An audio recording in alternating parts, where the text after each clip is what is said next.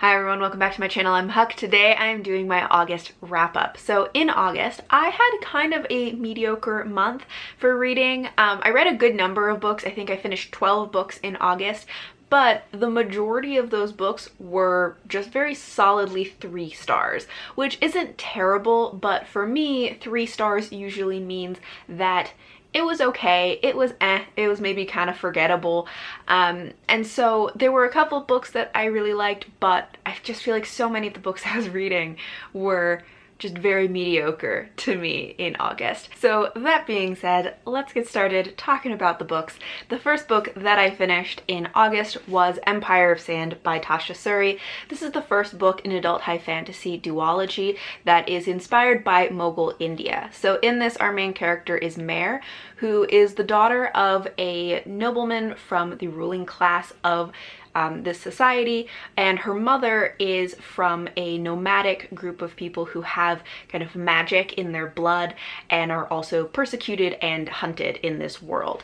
But Mare has grown up with her father's people and been very sheltered when it is discovered that she has the magic from her mother's people, and that draws the attention of the mystics, who are very feared. They serve the empire, the emperor, and the religious leader of this world, and so they come to get Mare, and their plan is to kind of trap her into serving them, because they need her and her magic to help them to control the gods and control their destinies. So I really enjoyed this book. I definitely enjoyed the first half of the book more than the second half. I felt like I really liked the setting and the concept of the story. I was really in it in that first half of the book as everything was getting set up. And then the second half of the book was also good, but just not as good as the first half for me. Just like in comparison to how much I loved the first half and how much I was expecting to just like be obsessed with this entire book, the second half kind of paled in comparison. But overall, I did enjoy this. There are a lot of things that I really loved about this. I did like the main character, Mare, a lot. I also enjoyed the romance that's in this. I always hear from people that this has a really like wholesome, slow burn romance, and it does. I was not quite as invested in the romance as I expected to be.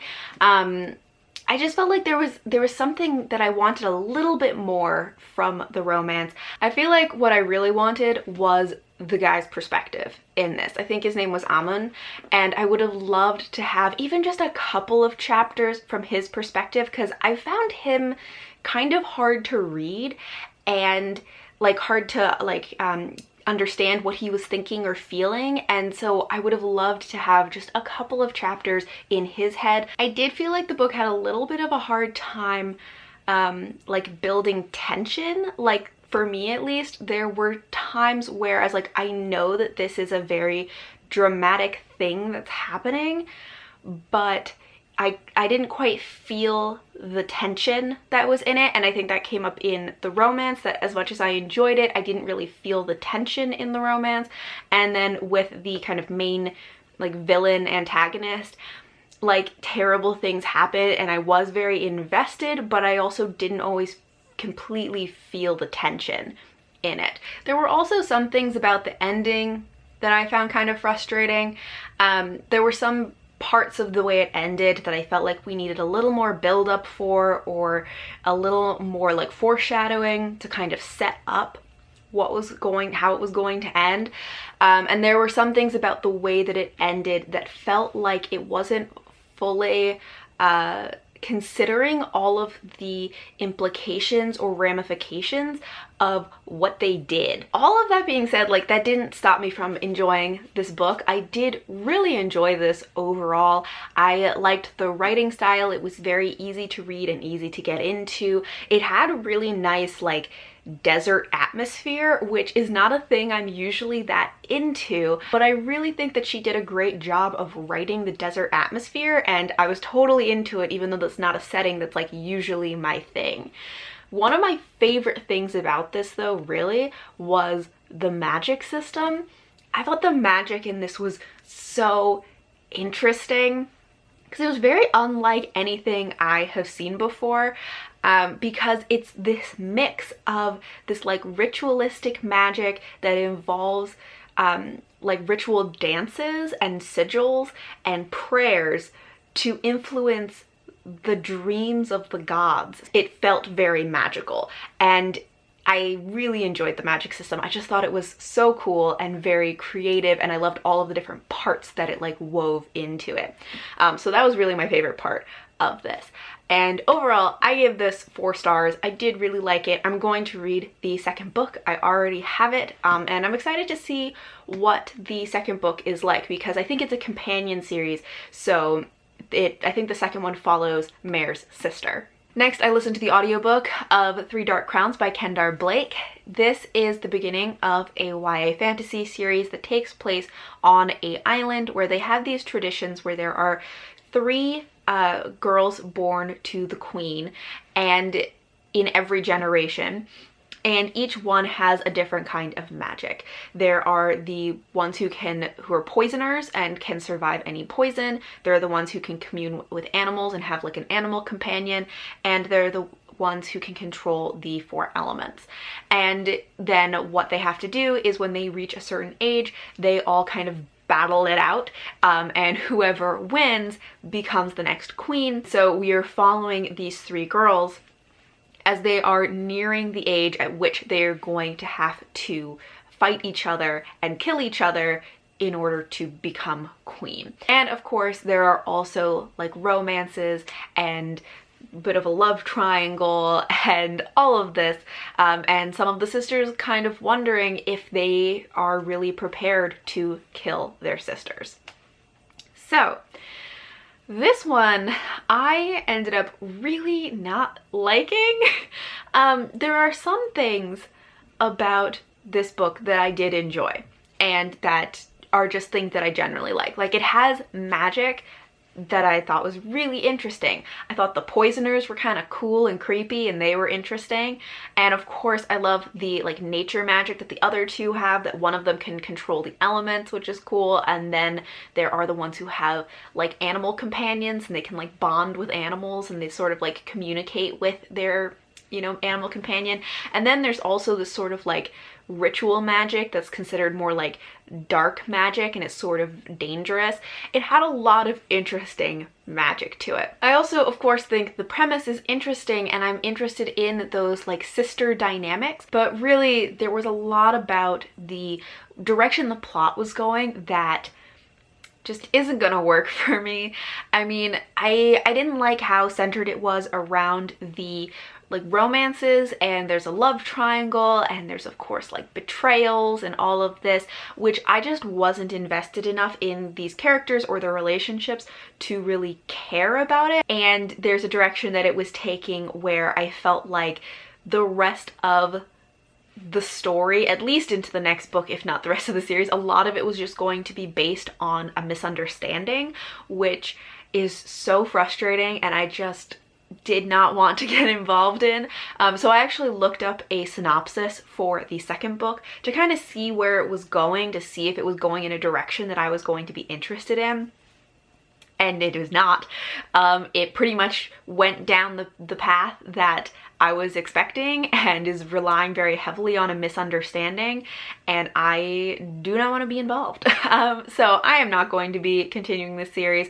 I gave it 3 stars. Like, there were some things that were interesting about it and had some interesting ideas, but overall I just hated everything about the direction the plot was going. The next book that I read was The Thief by Megan Wallen Turner. This is the first book in a YA fantasy series called The Queen's Thief, and this is set in a world that I think is inspired by ancient Greek culture, and we're following a thief named Jen who has been arrested because he had been boasting about being able to steal anything in the world, and that he had stolen something from the king. So he was put into prison, but at the beginning of the book he is brought out and told that he has an opportunity to prove himself and to maybe free himself, but he has to travel with a nobleman and a small retinue to go steal something from legend, that it is questionable if it even exists, and anyone who has ever tried to steal it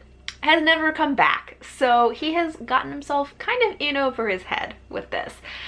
So that is what this story is about. It is following Jen and this small group of people as they are traveling to the location where he is meant to steal this object, and that object is also very involved in the politics of the world, because it is something that will allow one country to kind of take over another country. So I read this one towards the beginning of the month, and then I also read the second book, The Queen of Atolia, towards the end of the month. So I'm actually going to talk about both of them here.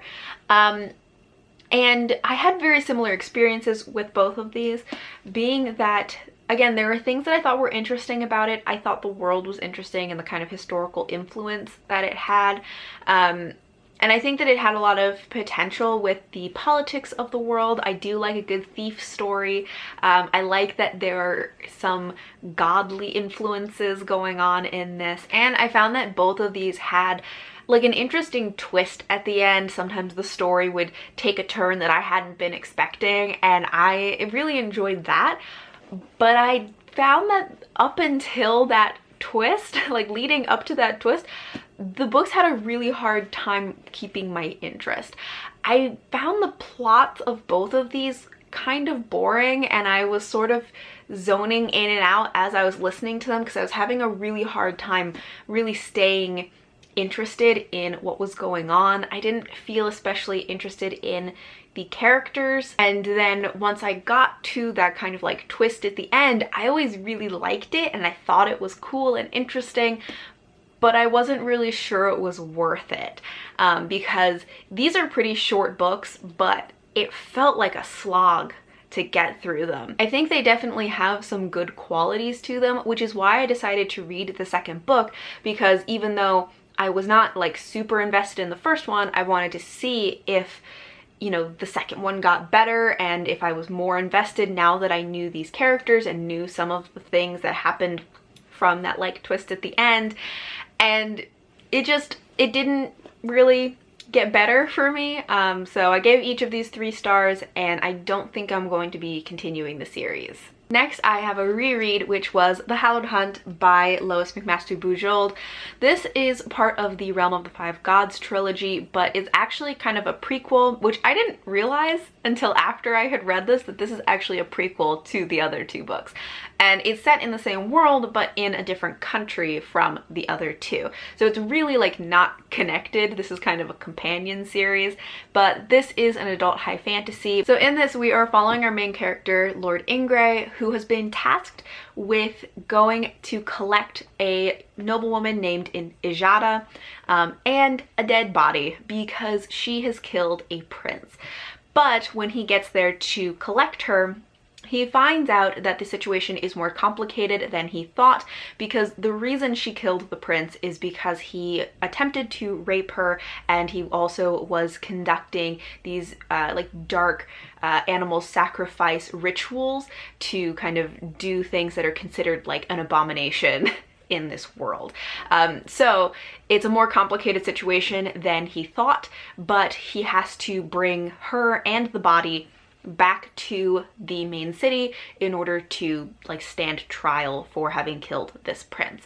But of course, discovering the situation in which he was killed kind of sets off a series of events, and Ingray kind of discovering other secrets and conspiracies and things about his own family and past.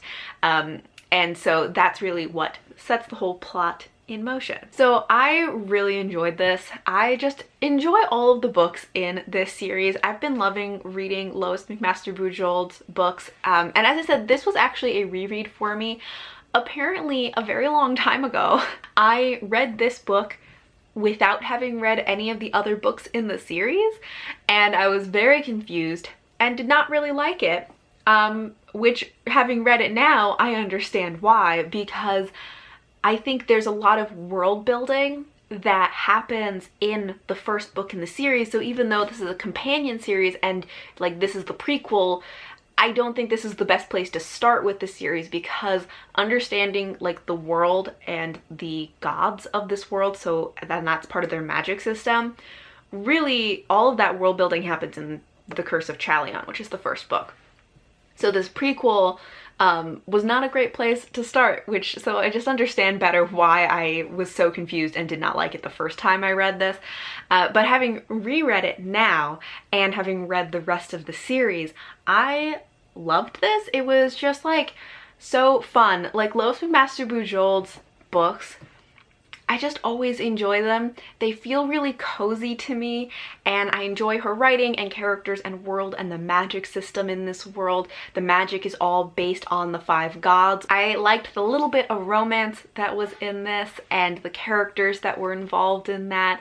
There were some side characters that I kind of felt were like a little pointless, but I also really enjoyed them. And this does also have some kind of like animal magic in it. Because in this world, people are able to do this like ritual in which they take an animal's spirit into their body and they kind of share their body with this animal, and they get some like magical powers from having this animal like sharing their body. Which does involve killing the animal. So actually I will put content warnings on this for animal killing and sacrifice. Also for the use of the term spirit animal. Every once in a while they use it. It's not used as like an official name for it, but there are instances where, because there are these people who have animal spirits in their body, they will once in a while refer to it as a spirit animal. And then also there are thoughts of suicide and off-page attempted rape. So all of that being said, overall, I did really enjoy this book. I really want to read more of Lois McMaster Bujold's books. I've already read like a large number of her fantasy books. I'm thinking I might try her sci-fi series next. And yeah, I gave this one 4 stars. Next, I read the graphic novel Snapdragon by Kat Leigh. This was recommended to me by a friend of mine because she said that it had witches and dogs, and so it reminded her of me, which is a great recommendation, so I read it immediately. And it is just very, very cute. It takes place in a town where we're following this little girl named Snapdragon, who is a tomboy and doesn't really fit in with the other kids her age in this town. But also on the outskirts of town, there is a woman, like an old woman who lives by herself, that everyone is scared of and thinks is a witch. But Snapdragon is not afraid of her, and when Snapdragon loses her dog, she thinks that the witch might have her dog, and so she goes to the witch's house to find her dog. So Snapdragon gets her dog back, but starts visiting the witch more often because she wants to find out more about this kind of eccentric person who lives out in the forest. And so a friendship develops between the two of them, and this woman also teaches Snapdragon a lot of things. And Snapdragon also makes a friend her own age, and it was such a cute book, or such a cute graphic novel. Next, I listened to the audiobook of Follow Me to Ground by Sue Rainsford. This is a novella that is, I guess, speculative. I don't know if it's really fantasy or not, but it takes place in a small town, and we're following a father and daughter who are not human. It is not clear exactly what they are, but it is made clear that they are not human. And they are able to heal people. They're able to open people up and find where their sickness or injury is and heal those parts of them. They also have this kind of magical patch of ground that is like magical but kind of dangerous, but also helps them with the healing process. And so they are known in this town as being able to heal almost anything. And the two of them also like never really age because they're not really human. So we're following the daughter's perspective in this story, and it's a lot about her kind of deciding what kind of life she wants to live and making choices that her father does not like agree with. And this book was very weird. So I originally wanted to read it because it had healing in it, which is a thing that I love.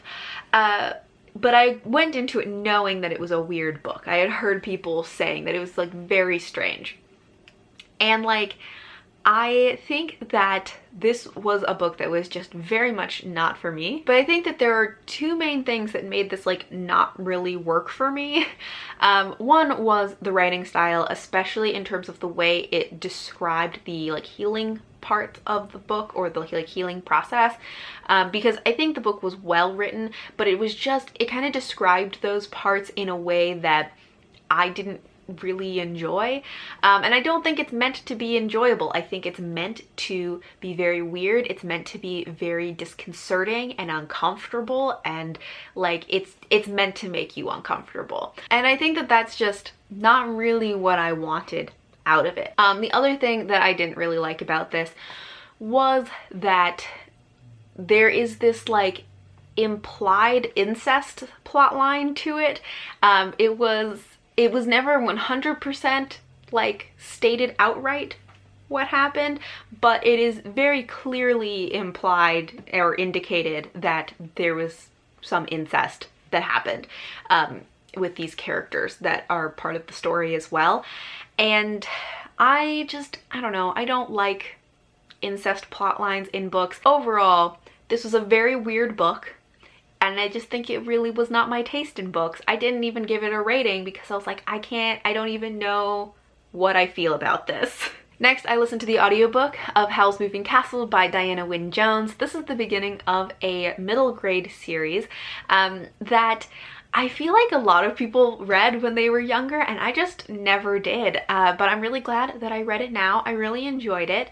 So this is following our main character, Sophie, who at the beginning of the story, her father has died and her stepmother is kind of trying to arrange the lives of Sophie and her two sisters to kind of give them the best opportunities that they can have. And Sophie believes that her life isn't really meant to go anywhere or do anything, but then she is accidentally cursed to being an old woman, and she decides to just make her life be what she wants it to be. She just goes like, well, I'm an old lady now, I can do what I want, go where I want, she just does whatever she wants. So she ends up finding the wizard Howl and his moving castle and finds out about the drama in his life. So yeah, I just had a really fun time with this. It was very cute and really just fun. I loved all of the characters in it. I like the world that it created. I can see why like someone turned this into a movie. And I gave this one 4 stars. Then I read So You Want to Talk About Race by Ijoma Oluo.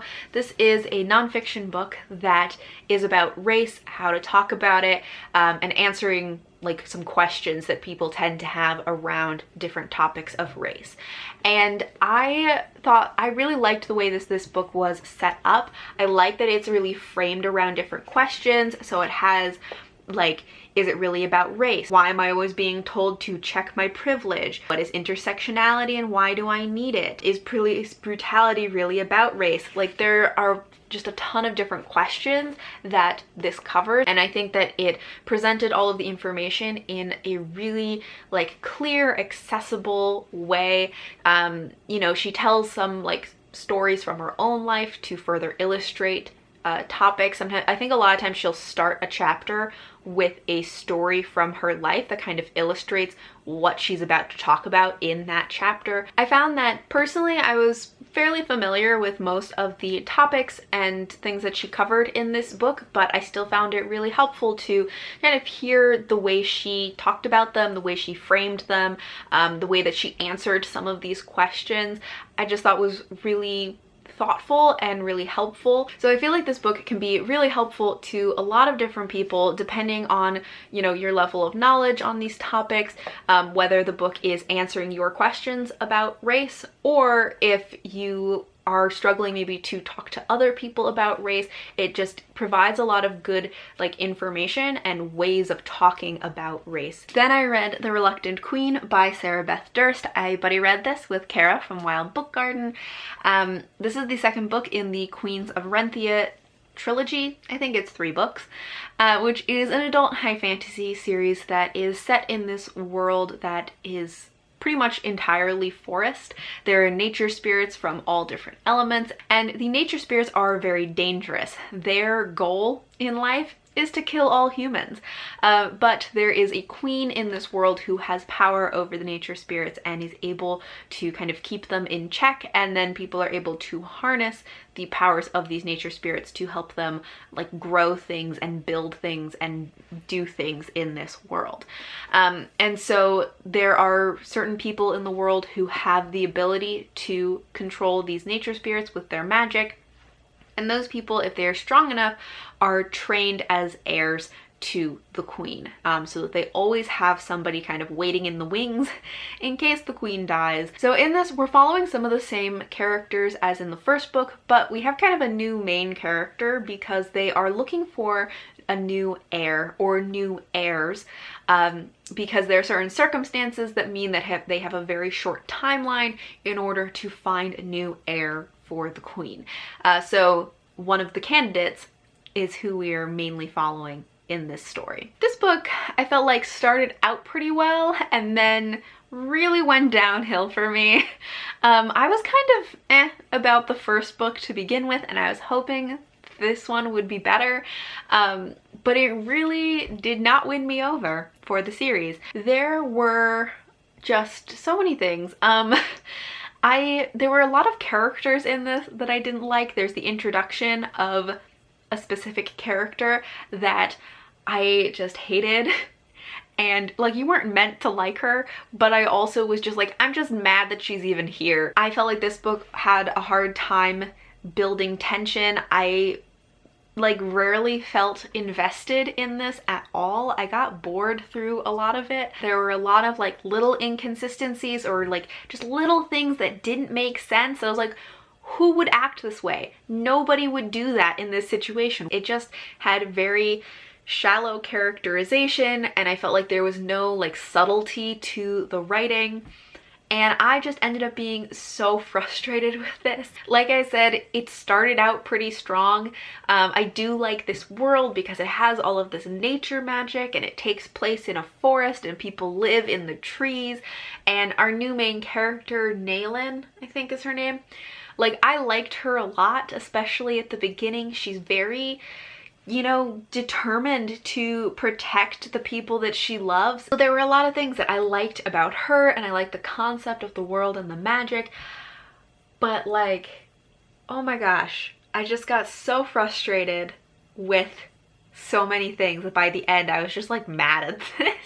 And I gave it 2.5 stars. Then I listened to the audiobook of The Ghost of Sherwood by Carrie Vaughn. This is a Robin Hood retelling novella that I think is the first in a series, and it's about Robin Hood kind of after all of the usual events of Robin Hood. So now Robin Hood and Marian are married, they have children, he's like a lord of some sort and is now like involved in politics and all of this stuff, and in this we are following his children.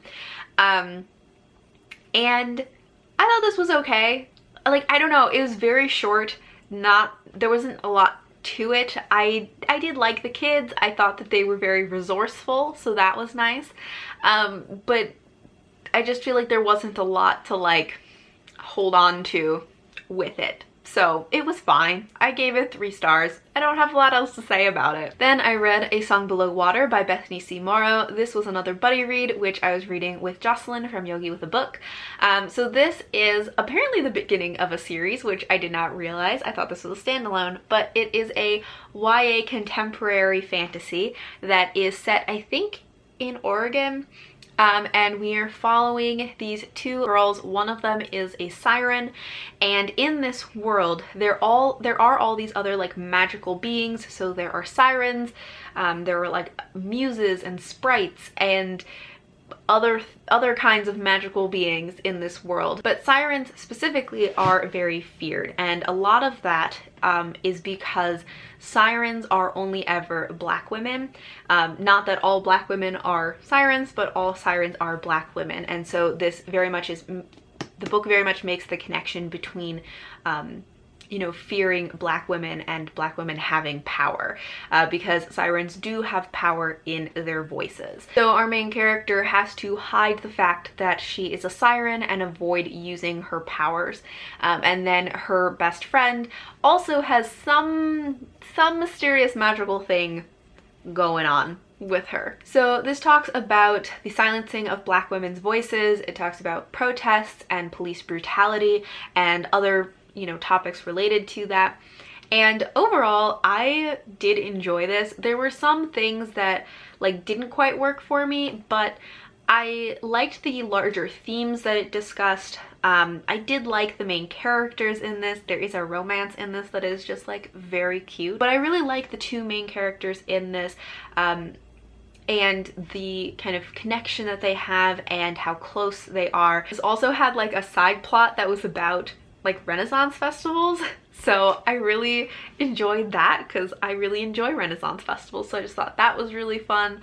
Yeah, there were just a lot of things that I really did enjoy about this. I feel like the things that like didn't quite work for me were, for one thing, I felt like we didn't get quite enough information. There was a certain amount of time at the beginning where I was kind of like, okay, like we don't have information, but it feels intentional. And then there was a certain point where it became like, oh, like now I just don't know what's going on. Like we're halfway into the book and there hasn't been enough world building and I'm confused.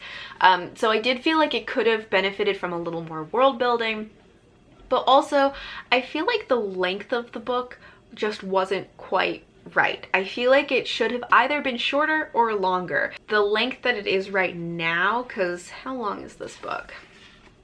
Yeah, it's under 300 pages. The length that it is right now, it just like didn't quite work, so things didn't feel quite developed enough. So I feel like it kind of should have gone one way or the other with it. But overall, I did enjoy this, and I gave this one 3.5 stars. Then I only had one DNF this month, which was A Taste of Honey by Kai Ashante Wilson, and I will link below my summer DNF video where I talked about this and the other books that I DNF'd this summer. Thank you all for watching, and until next time, bye!